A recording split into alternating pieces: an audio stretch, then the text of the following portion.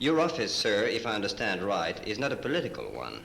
No, not by any means. The Commissioner is appointed actually by the Queen.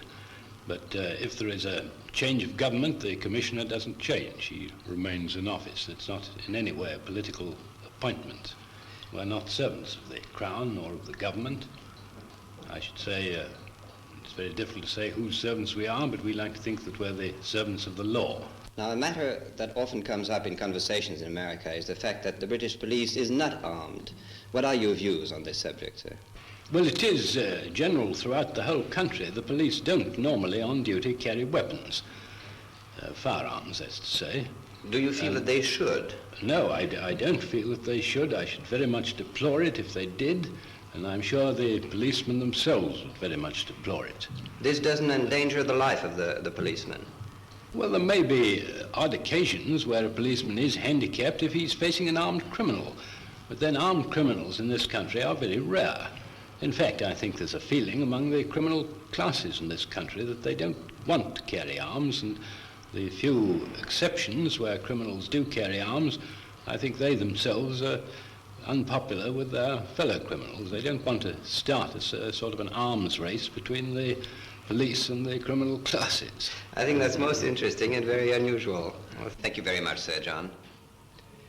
Next, I decided to take a closer look at the cop on the beat. Here they call him a bobby.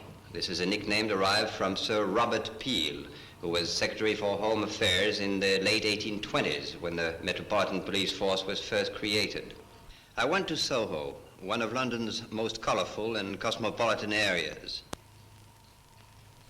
In addition to its reputation for good food and for entertainment, Soho attracts some rather shady and doubtful elements. Let's face it, it's a tough area. Now I'm standing in the middle of Soho, where I would like to have a talk with two members of the force. The first one here is Sergeant Sparks, I believe, and the other one, Police Constable Wood. Well, Sergeant, how long have you been with the force? 10 years, sir. And what is your job? Well, first of all, we parade the men for the beats. Then after that, we go up patrolling to ensure that the beats are well patrolled and to see to any irregularity that may occur, sir. You yourself walk the beat? We walk a section, sir. As a sergeant? Yes. Now, you get many questions asked from you, I understand. Numerous, sir. Numerous? From strangers? Mainly from strangers. Uh-huh. Any language difficulties? There is a little, but after a short talk, we can understand and we normally can give them a very good answer. I see. You don't carry a dictionary with you? No, sir. But you carry a directory, for instance, for addresses of streets and... We have a street directory on us, yes. Yes. I understand there is a place called Information Corner in the police force. Where is that? Well, we have that. It's known to the troops as that. Yes. At Swan and Edgar's, Piccadilly Circus, where they are asked many questions, possibly 6 questions a minute. Now, how long do you think that most of the police constables and officers stay in service? What is the average? Between 25 and 30 years. That is a very long career. How were you prepared and trained for this job? We have 13 weeks basic training while at training school, then we come out to division, and when in division, you're still under part training for 2 years. Oh, I see. And any physical training? Yes, we have physical training while we're at training school, such as judo. I can see where you would need it very much without weapons. But now, any emphasis on the relationship between the constable and the public? Well, the tradition of the service is that we try and treat the public with the greatest respect, and that is one of the main things at training school, our attitude to the public. Now, there's one thing which interests us very much in America, and that is the fact that you don't carry a weapon. No, sir, no. What do you do if you're attacked? Well, we have a truncheon, but that's... You have a truncheon, but I don't see it. Well, we carry it concealed about us, sir, but we don't use it.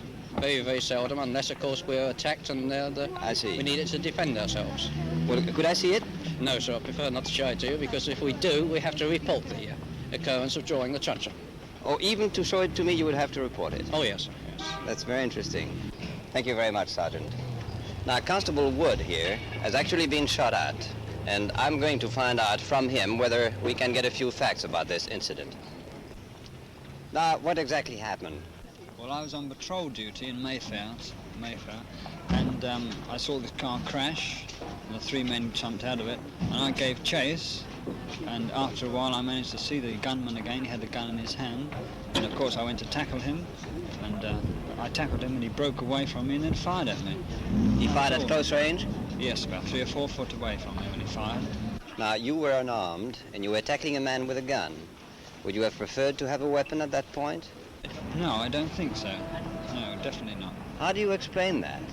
Well, I think if the police were armed, all the notable crooks, they would be armed too, and it would just be a shooting match between the two of you. You think there would be an armaments race? Well, almost, yes. Whereas when the crook says, well, the police haven't got a gun, he'll hesitate to use his gun. I see that you have a medal. Is that in connection with the incident? Yes, that's the George Medal that was awarded for my part in this incident, sir. Well, congratulations. Thank you, sir.